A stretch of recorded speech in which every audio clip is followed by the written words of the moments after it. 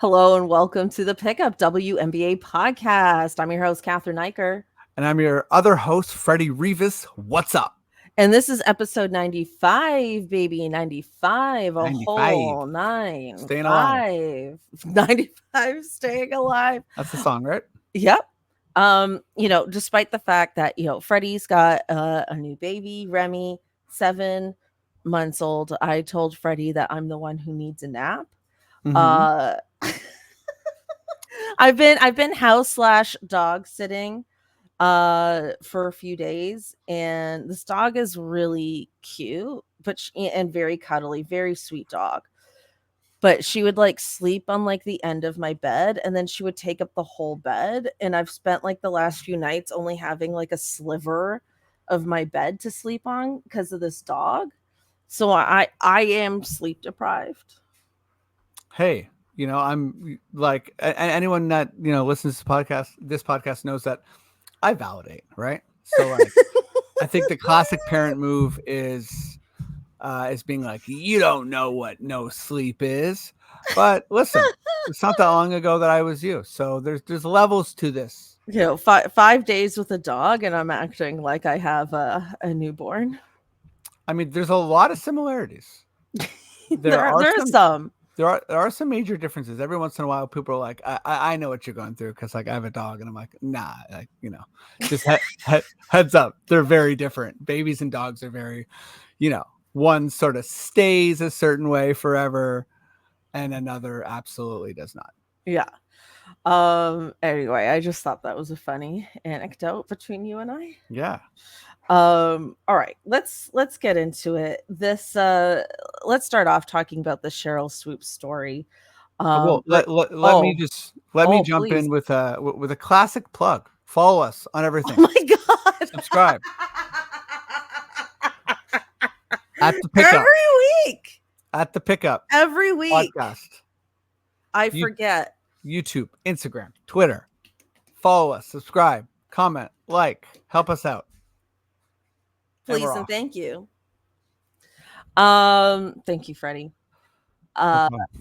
Yeah, okay, let's get into the story about Sheryl Swoops. So it's kind of been an ongoing throughout the season that Sheryl Swoops hasn't been showing love to Caitlin Clark. There's been a lot of like messages that are like a little bit covert, I suppose, and people are sort of reading in between the lines here. And then yesterday, this kind of culminated in Sheryl Swoops missing the Dallas Wings broadcast, replaced by Nancy Lieberman. And obviously, the Dallas Wings are playing against the Indiana Fever yesterday. And we don't know if she voluntarily decided not to be there, if she was pulled from the broadcast, if there were other circumstances that have nothing to do with Caitlin Clark being the reason she missed this broadcast. But people are reading into it more, and we're feeling like this story is taking on new life, and we feel like it needs to be addressed. So I just tried to give like a basic overview, but we were doing some research before we started recording, and it's like, Sheryl Swoops, it doesn't appear she has said anything directly that is anti Caitlin Clark, but she's been kind of dancing around it, so to speak. I feel like she's been giving her almost the Mariah Carey, I don't know her treatment, although she has not said anything like that specifically. Does that make sense, Freddie? That makes a lot of sense. Yeah. Yeah. I think, I can sort of jump in here. I feel like so much of this season, right? The dialogue has been, just, I don't know a good word for it. Kind of like jagged. Like there's not a lot of smooth, nuanced, gray area type takes. There never is. And there's a lot of interesting things at play, right? I think there is the history of the WNBA and the women that built this league. and then there is this massive titanic growth that we're seeing this year, which is objectively good. But I think with this growth, you have so many new fans, A, and B, you have so many different opinions on how this growth is to be treated and or respected. So in a like a just a small kind of like, too long don't read thing, there's two camps. There's the pay homage to Caitlin Clark and and pretend that she alone is what is validating this league. And then I think you have a camp who is largely reactionary to this phenomenon, and they are downplaying Caitlin Clark's effect to to such an extreme that it's denying the obvious reality of Caitlin Clark's phenomenon. And I think sort of a third part of this is a lot of people are taking this route where they're like, I'm going to focus on Angel Reese, who's bringing in a lot of new fans and energy to this league, and try to credit her with what her and Caitlin are doing, and Cameron Brink, and the rest of the class. But like, really, those two are separate and linked characters in this phenomenon that we're experiencing right now. And enter Sheryl Swoops and other players who sort of are bucking this trend. Before I go on too long, I'll let you sort of jump in. Well, I guess you kind of laid out the two extreme points of view, right? Yeah. I mean, Freddie, like, okay, like I don't want to cut you off here. Like, Cut me off. No, how do you feel about all of this? Because one thing we said at the beginning of this season, actually, you said it was, a high tide raises all ships, right? And we knew going into the season, this is what was going to happen, right? Like, we could see it coming, and here we are, right? So we've got people on different extremes. You and I, we pride ourselves in being able to see the nuance of a situation, and we always hope that our listeners appreciate that. How do you feel about this situation, starting to crescendo as it is? Specifically with Sheryl Swoops. Let's take out like the whole culture for a minute, and let's just focus on her for now, and then we can broaden it. Yeah, I'd say frustrated, because I feel like, with the Sheryl Swoops part of it all, she's coming from a hurt place. So she's done so much for this league. She's a 4-time champion. She is a like revered superstar. And her reaction to the cult of Caitlin Clark is clear frustration. We talked about how we can't find an exact quote where she's slamming Caitlin Clark, but she's been on podcasts where she credits multiple Fever players without mentioning Caitlin. And it leaves this sort of like, I think you nailed it with the Mariah Carey thing, where it's like, I don't know her. It's like, yes, you do. And it's weird to pretend that you don't. And it's almost like she's like,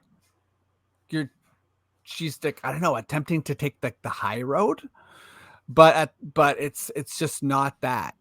What she's not saying, that's getting filled out for her, and it allows this wild speculation and this wild dialogue.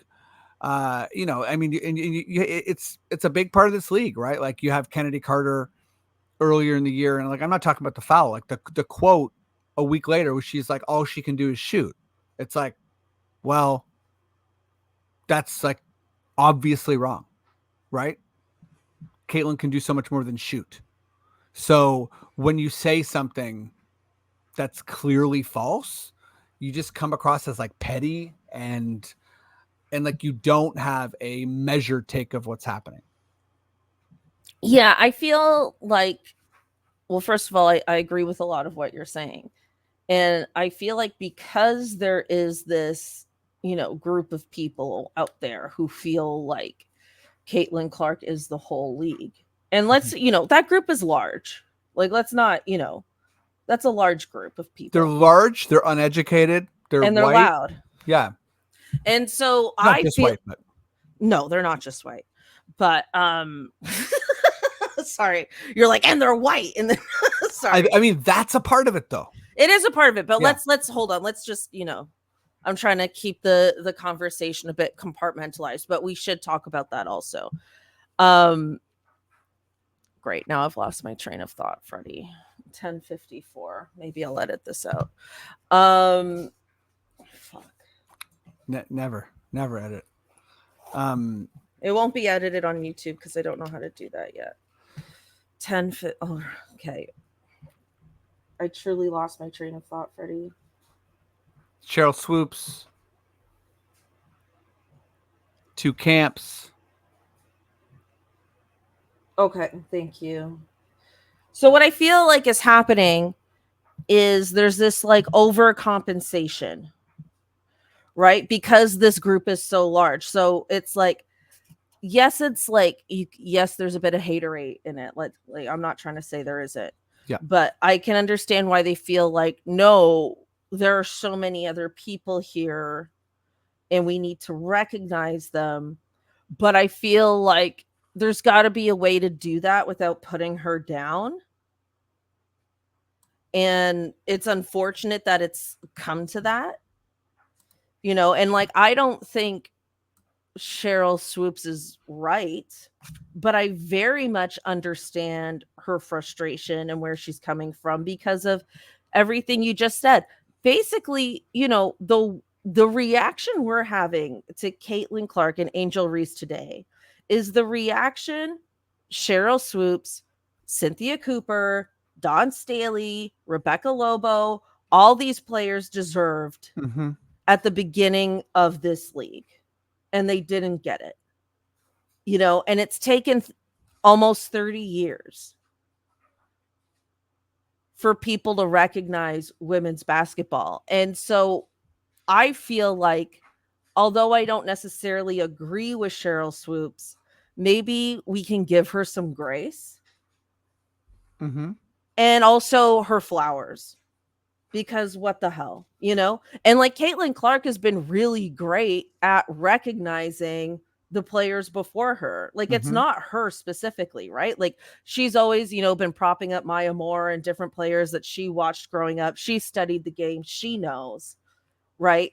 But it's like, there's got to be a way to get the new Caitlin Clark fans to recognize the league around her and the league before her and their greatness without putting her down.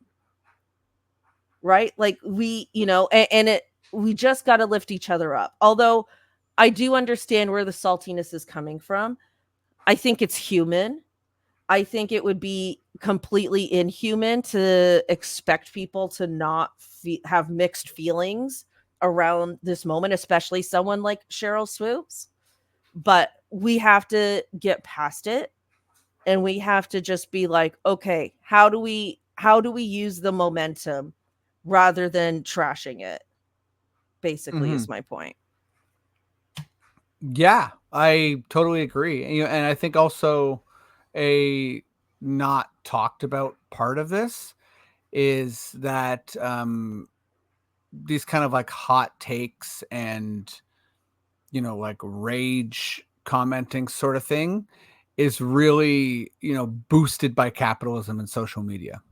And I thought it was telling early in the season after the Kennedy Carter foul, of all the reactions, Adam Silver's, I was like, oh, that's a capitalist right there, because his reaction was like, yeah, it seems like a lot of people are talking about the WNBA.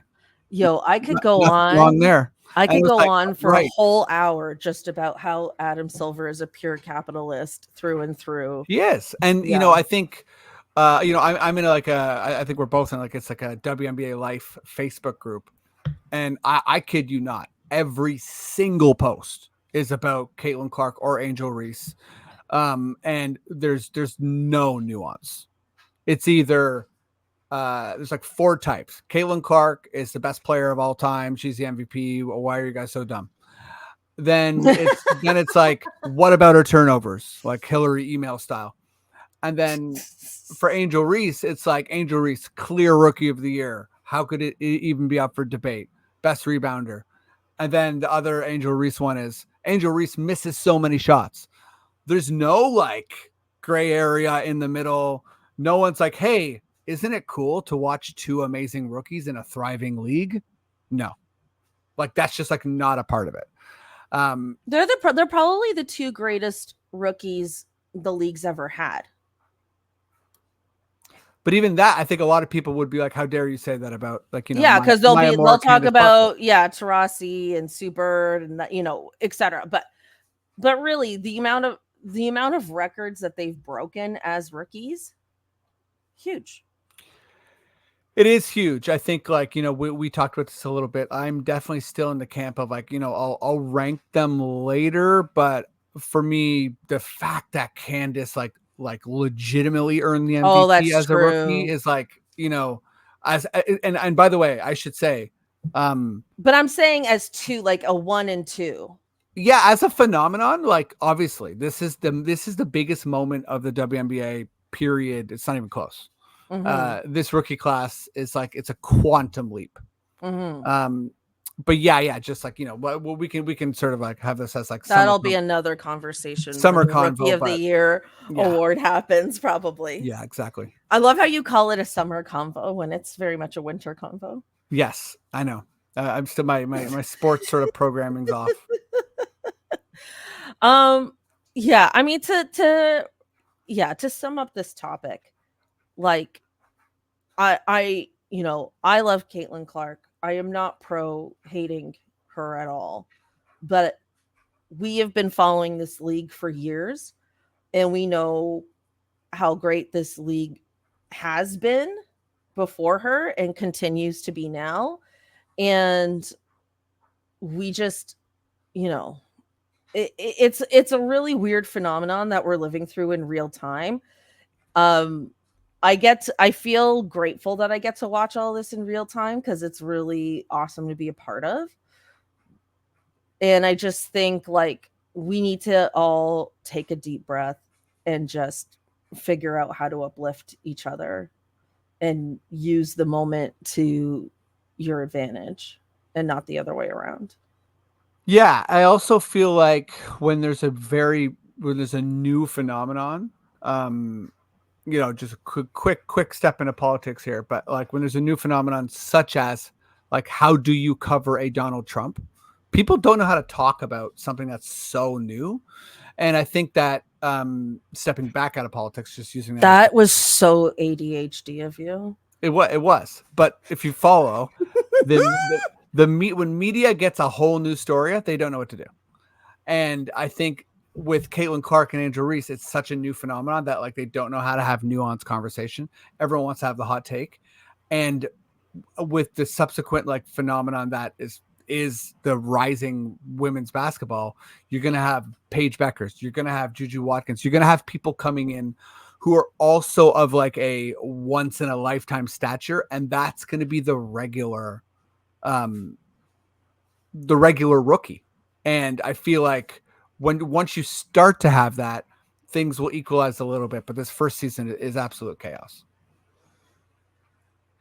Yeah, I mean, I have a slight disagreement on your take in that from a media perspective, I they are capable of nuance, but it doesn't Mm-hmm. make money. That's yeah, very true. Right? So that's why that happens. Mm-hmm. It's not that they don't know how. I mean, maybe everyday people on social media don't know how, but media people do. And then they just deliberately choose not to. Yeah, that's very true. Um okay. Are we good to move on, Freddie? Yeah, I think so. Okay. Uh let's we're nearing the playoffs now. Really exciting time. And heading into these playoffs, Freddie, what sort of like teams and or storylines are you looking at right now? What's intriguing you going into this playoff season? Yeah, so this came up because the Ringer put out a like seven narratives you need to know. And I thought it was a good article. I thought they covered quite a bit of of like what the main part of the season is about. Shout out to Sirat Sohi. Hopefully I didn't butcher that name too much. But I think the just scrolling down here, I think uh the narrative that to me is the most interesting, and I feel like I'm really kind of fixated on it from a competitive standpoint is um where are we here is the last one, which is it's they have it framed as, can the Liberty hang on to the number one seed?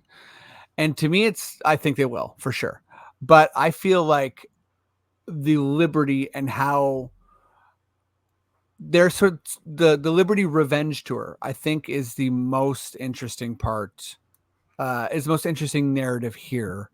Um, and will the Aces join them? Is kind of like it's like a attached narrative, but yeah, Stewie, won the MVP.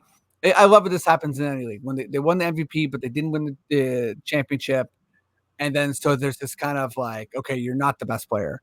Yeah, it could happen in reverse this year. Yeah, Yeah. right. It could totally happen in reverse. Like I could very much see it being like Asia's clearly the best player, and then like the Liberty like storm the playoffs and just like win the championship, and then it's like, hold on a second, is Stewie the best?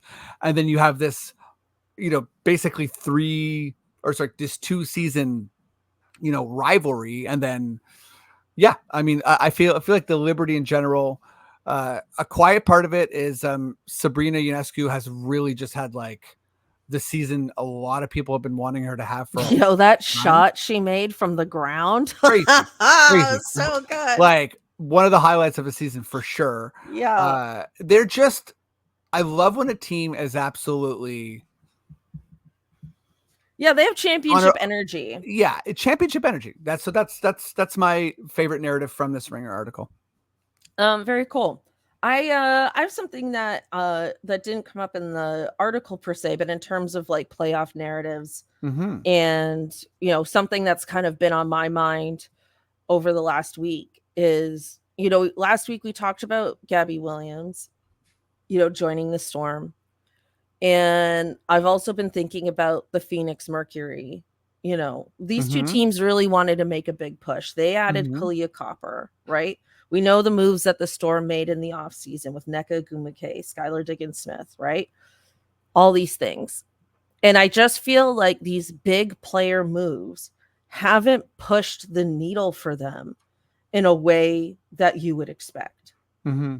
right? Like the Indiana Fever are ahead of them in the standings. And we would not have called that at the start of the season. Right? Oh, not ahead of the Storm. Sorry, they're sixth. The Storm are They fifth. passed the Mercury though. They passed the Mercury. Yeah. I feel like they are very close to passing the Storm, and they could pass the Storm. But still, like the Mercury have lost 3 in a row. Mm-hmm. The Storm have lost 2 in a row. Mm-hmm. And there's a couple things. Gabby Williams is a great player, but I think it's like such a short period of time to like fold her into the mix here, like going into the playoffs. And there was a lot of talk about like, oh, she's been in Seattle before and stuff like that, which is obviously very true. This is a whole other team now. So it's not like she's stepping into like the exact same situation she was in before. And then, so I just feel like, I like the Storm team, but I'm thinking like they might need another season to, in to really figure all this out. And then on the Mercury side, so the Mercury lost to the Aces. It was a blowout. Yep. Asia Wilson had something like 42 points and like 17 or 18 rebounds. Mm-hmm. And Asia Wilson is phenomenal, right? Like she is, I think she should be like a unanimous MVP this Yeah, season. runaway MVP. However, one thing that isn't being talked about is I like to me, this is like an indictment on, I'm sorry to say this because I love her, on Brittany Griner and a lack of defense. How are you getting 42 points and is it 17 or 18 rebounds? Sorry, I forgot the number. Close to that. Rebounds on Brittany Griner. Brittany Griner is supposed to be one of the best centers in this league. And I feel like, we all know what she's been through. And if you've been with this podcast for a long time, we love her very much on this show. And like the Phoenix Mercury I have claimed as my team.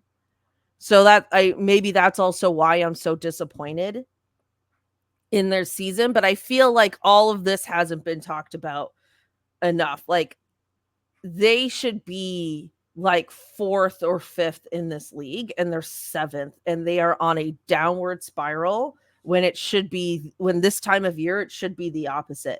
And I just feel like this thing that isn't being talked about is like, we had the two super teams last year and then all these teams tried to make adjustments to be able to compete with these super teams and they're not. And the teams that didn't make these large adjustments, like the Connecticut Sun and the Minnesota Lynx, they've made some adjustments, but not like major like, blockbuster player moves. They're the ones who are rounding out the top four of this league. And it's just really interesting to me how that has played out. And I'm surprised that people aren't talking about that more, because to me this should be one of the biggest stories of this season. Yeah, I think in a positive sort of like, note to what you said, I agree. The only thing I'll say is it's not a bigger story because there's just been huge stories this year. And the Phoenix, if this was like a normal year, it would be like, can Diana, like can they win it for Diana? What's going on with Natasha Cloud? Copper, Cunningham, Brittany Griner. Like, why is this team not better? But it's like, yeah, there's just so much going on. Like the Lynx have really stolen the show. The Sun are still fantastic. Yeah, and but I don't even think that's being talked about enough either. Like so much of the coverage has been about what we talked about before, that all these other teams, their successes and they're not, are not being discussed at the level I think they should be. Well, I mean, I agree with you, and I also feel like the Sheryl Swoops of the world are sort of like, yeah, that's my point. Stop talking about the same thing over and over and over, because there's actual basketball going on, and it's great. Yeah, I mean, and the Indiana Fever, they've won like 4 in a row. Is it right now? As of this 4 in a row, 8-2 in the last 10. Absolutely on fire. They look so good. Like was I saying this on the podcast a couple weeks ago or last week that I think they can be a first round spoiler? You were, and yeah, I did say that, right? It wasn't just a thought in my mind. No, you said it. Okay, good. I'm glad I said it because I feel that way more and more and more. I really think this team could be a first round spoiler, especially if they end up in the middle of the pack here. Right? I think so too, and I feel like the only team that I see as like you're done is whoever has to play the Liberty. Like the Dream in the Sky, to me, I'm like, you're out. Oh, but that's the other 7 teams, I'm like, why not? Like, I don't look at the Storm or the Mercury or the Fever as easy first round exits, and I also don't look at the Sun and the Lynx as like, yeah, for sure you're gonna beat your first round opponent. This is true. It's going to be an incredible first round of the playoffs. The Connecticut Sun beat the Storm yesterday, and I was able to catch some of that game, and I felt like the Sun really controlled that game. You know what I mean? Like I don't like if it's the Sun in the Storm in the first round, I'm not worried about the Sun at all.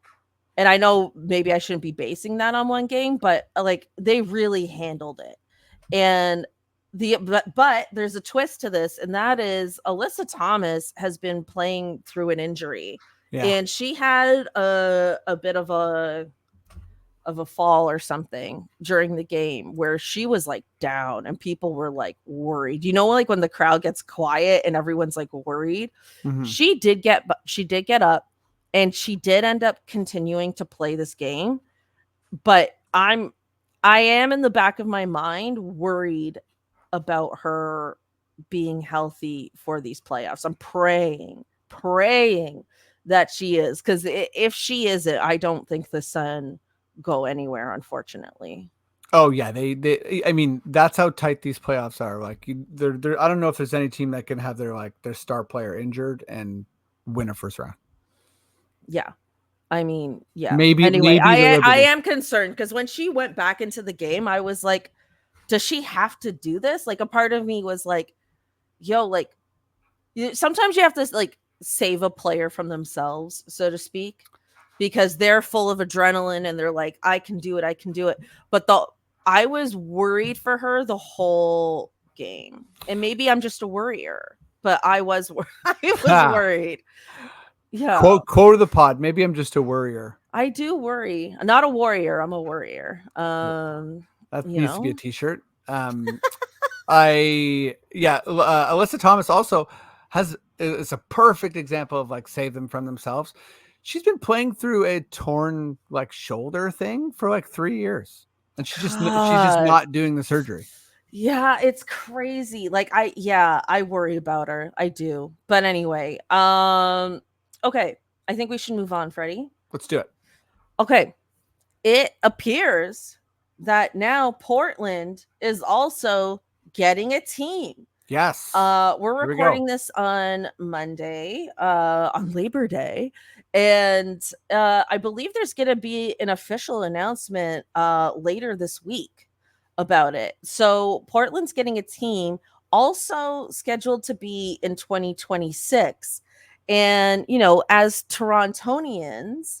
Ourselves, you know, we are also getting a team in 2026. Mm-hmm. We feel this is a little concerning. Not that Portland's getting a team, but just the timing of it, because it's like to have multiple expansion teams in the same year, good and bad. Good, more players, more roster spots. You know, we've talked a long time about how, you know, there's so many talented players that don't have a spot in this league, and it's definitely going to help with that. But it's like, man, I've been having Juju Watkins on the brain coming to Toronto. And now I feel like that fantasy maybe doesn't happen. Not that we won't get a good player, but it's just like, is the expansion too expansive now, Freddie, is the question. First of all, congrats to Portland. Shout out to Portland. I'm excited for you to get your team back. I don't know her. I'm kidding. Everyone from Portland is like, fuck you. No, I'm just kidding, Portland. Yeah, for sure. As a Torontonian, I mean, like, I love this. I nerd out over like expansion type stuff and like how teams are integrated into a league. And traditionally, for the sake of math, it's usually 2 teams at a time, which sort of goes back to the fact that and this is just me sort of what I believe, like kind of theory casting here, but I believe it was supposed to be Golden State Toronto 2025, but Right. our tycoon Ed Rogers fucked it up, and then we have another nicer tycoon who saved it, and that's why it's very Succession.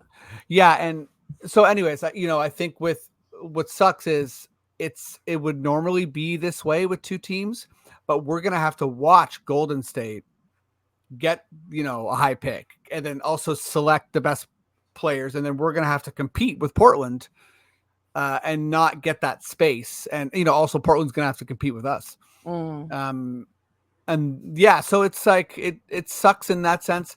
But ultimately, expansion teams are usually pretty bad, so it takes you some time to figure the league out and blah blah blah. So I think that it's a harder start for Toronto and for Portland, but I mean, it's kind of like beggars can't be choosers because it's just so cool to get a team.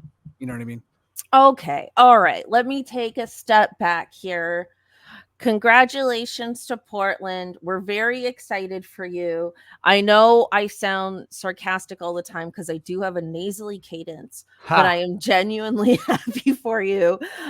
We talked about Portland possibly getting a team last year, and it didn't go through, and we were really disappointed for Portland.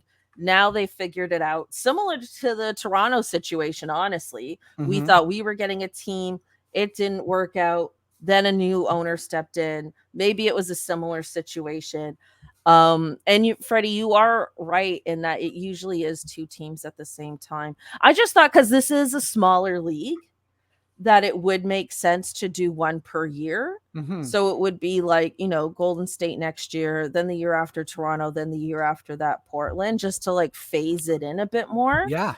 But the league is growing at a very rapid rate right now. I mean, like they have essentially announced 3 expansion teams within a calendar year. Yeah. It's nuts. So, yeah, so things are growing, the money's coming in, and the talent is also coming in. Like, women's college basketball has taken on new life also. So, it'll be exciting regardless.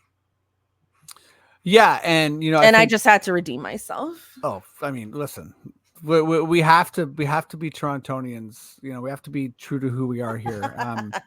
And we're always in the American shadow, so it's like it's gonna be a thing. Uh, Yeah. Let me say though, um, that fun part from this article that I was like, okay, here's some like actual numbers here, which Mm. is hard to get. So the Sportico uh, Portland gets a team article. It says the average franchise is worth 96 million, with a range of 55 million for Atlanta and 140 million for Las Vegas. And with the new TV deal secured, there's likely going to be a 500% increase versus the year prior on a yearly basis. So, you know, expert. 500% financial increase? Yes. So a 500% increase versus the prior one on a yearly basis. So it's like in comparatively, it's just the easy way to understand this is it's a quantum leap. The WNBA is not just growing, it's exploding. Which is why I think we have this Portland story. Like, you summed it up perfectly. It's why we have 3 teams, expansion teams, announced in 1 year. All these other organizations that were either cheap or didn't have their shit together, they're seeing what's happening and they're like, They lost out. fuck, I They need to get lost out. I need to get in here big time, which also makes you think like, who's coming? Is it Denver? Is it Philly? Is it Kansas? What other team is coming in? And I mean, if you're a rich person trying to get in, like you're making a lot of calls. You want to be that 4th team big time.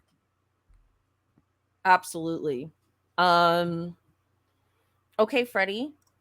I think it's time for a badass player of the week. Let's do it. I'm gonna give this player some love because I feel like we haven't talked about them. Well, we've talked about them a little bit this season, but not enough. I'm giving it to Arike Gumbawale. She's having a phenomenal season, despite the fact that the Dallas Wings just are not, doing that well. They had injuries and stuff at the, earlier part of the season.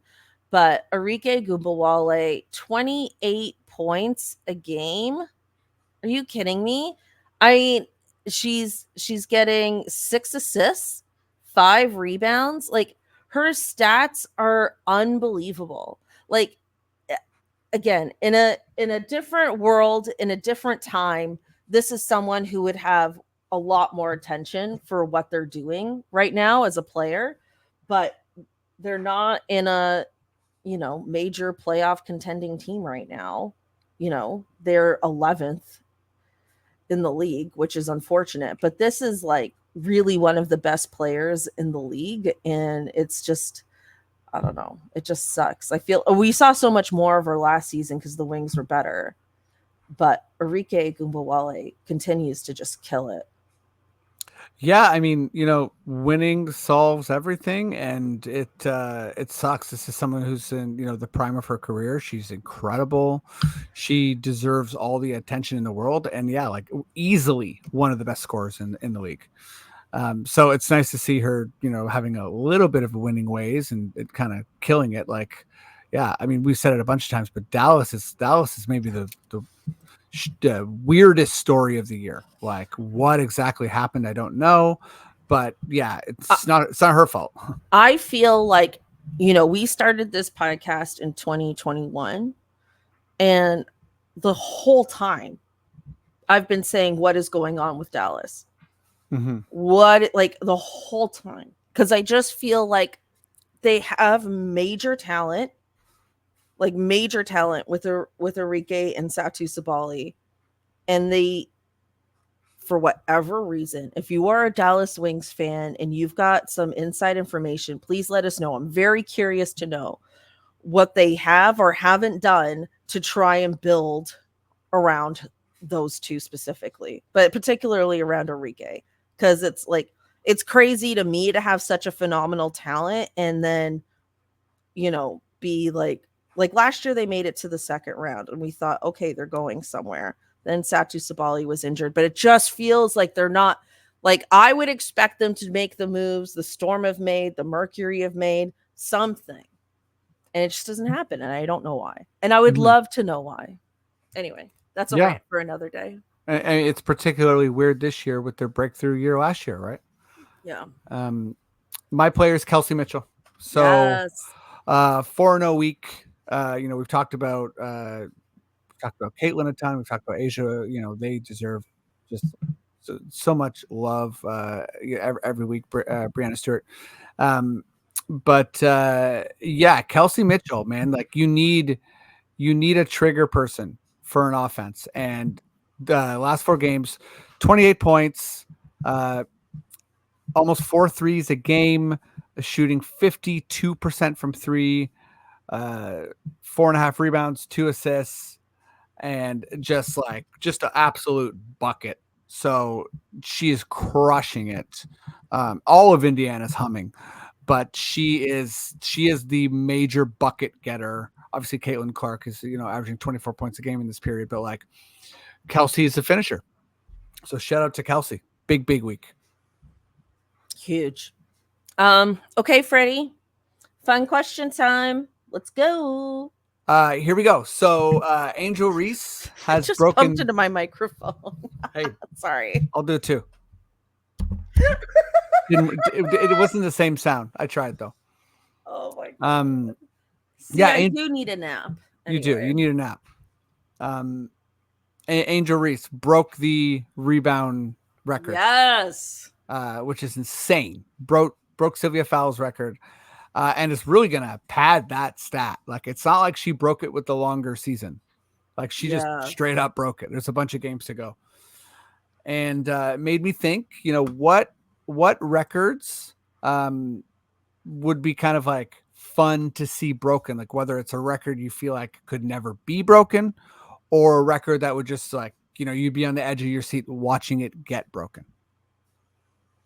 Okay, so I have a fun slash silly answer to this, and then I have an even sillier, ridiculous thing. I love it. Do you have a what do you have? Do you have something like that also? I have like a I have a silly one and a serious one. Okay. So my more serious one, like I would actually genuinely be on the edge of my seat, would be like I'm going to throw this to Sabrina Ionescu, but it could be someone else. Just hitting the most half court shots in a game. Oh, I love that. That's cool. Like that would be phenomenal, especially if it were a close game. You know what I mean? Like that would just be unreal. And I feel like that's something that could happen. my very, very silly, Freddie's fun question version of this Mm-hmm. is, I was thinking about, Angel Reese and the Rebounds, and, she was rocking the Dennis Rodman jersey to the game, and to our last game. And it made me think of all the fun, different like colors that Dennis Rodman used to have in his hair. For people who remember, he always used to have fun, different, like, Mm-hmm. he'd have like lime green, Love bright me some yellow. Dennis. He did leopard print hair at one point, and I thought, what if Angel Reese did the most different hair colors?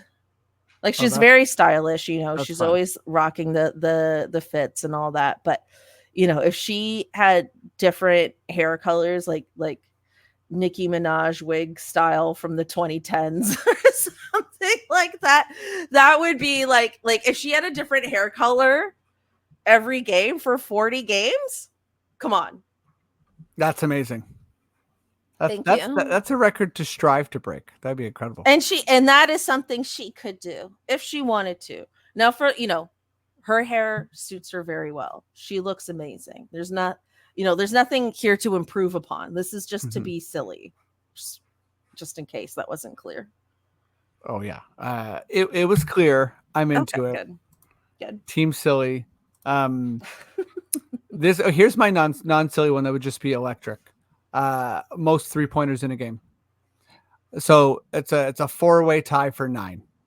So 4 players are tied for 9 threes in a game, and I think there's a bunch of players that could. Who are the four? Can you name Yeah, them? Christy Tolliver, Kelsey Mitchell, Jewel Lloyd, and Enrique Gumbawale. Oh, sick. So I mean, Sabrina could do it, Caitlin could do it, man, I Diana mean, could do it three out of those four players are still very active in the league. for sure. Yeah, Yo, Diana could do it, but she would do it in a loss. You know what I mean? 100%. Like, like they would still lose the game somehow. Which brings me to my extra silly one, which is most free throw attempts in a game with none made. Stop. So Sheryl You Ford. would not be on the edge of your seat. Yes, I would, because it'd be hilarious. Sheryl Ford, 8 3-point or free throws. Miss? August. This is in 2005, so it's an old record too. So give me anyone shooting more than 8 free throws, all miss, because that means like you're an active part of the game. Like you don't get pulled because you miss free throws. Like this is probably like a really good player. Imagine Diana Taurasi hits both those records. I love it. She wouldn't. She hits her free throws, but Yeah. And I love Taurasi, but because when people keep missing free throws, there's a certain buzz in the audience. It gets freaky. It's like and it gets in their head. It's silly, and then like people really start to like. Once you approach that record, everyone will be like, if they miss one more free throw. Yeah, I feel like it would be on the road. Like that would be insane to do that at home. Mm-hmm. But you're not going to name who you think could do that. I think Angel could do it for sure. Because she gets so many rebounds, she gets fouled a ton. The shooting form's not great. I think Angel could do it for sure. Because it's someone who's like really active and like has the ball a lot, and it's like a hustle style player. So I think Angel could do it for sure. Okay. In lime green hair. All right. Well, we're just insane people here. Let's wrap that up. What a wild episode. We really went on a bit of an emotional roller coaster with this one, I feel. That's good. There's a lot going on. There's a lot. We left a lot on the table. Next week's going to be crazy too. That's true. We had to cut some topics just to keep things a little tight here. So, thank you again, everyone, for watching, for tuning in. Remember to catch us on YouTube. Little update with the YouTube. We are making steps to improve the channel, to improve our background, to have like an opening video, closing title cards, etc., etc. So it is coming together. We promise you, we are working on it. Working on removing the 1050 at the end of this YouTube channel. Still drives me crazy to this day. I truly feel like I gained gray hairs I want to keep it now learning because that. you hate it so much. No, you don't. No, I don't. I want to get rid Thank of this you. too. Because you realize that I genuinely hate it. Anyway, Yes. thank you all again. Uh Freddie, any social media shout outs or anything like that? Uh, yeah. I mean, follow us on everything. At WNBA the Pickup. Follow us personally. You know, at Follow us personally. at Freddie Rivas. At it's me _ Catherine. We're good follows. We're fun. You know. We're fun. Freddie did a poll on his Instagram about if you use body wash or bar soap, and things got heated. Things got very heated and ended in a tie. It was nuts. It ended in a tie. Which team are you? Are you bar soap or body wash? I guess I'm body wash, but I don't vote in my own polls.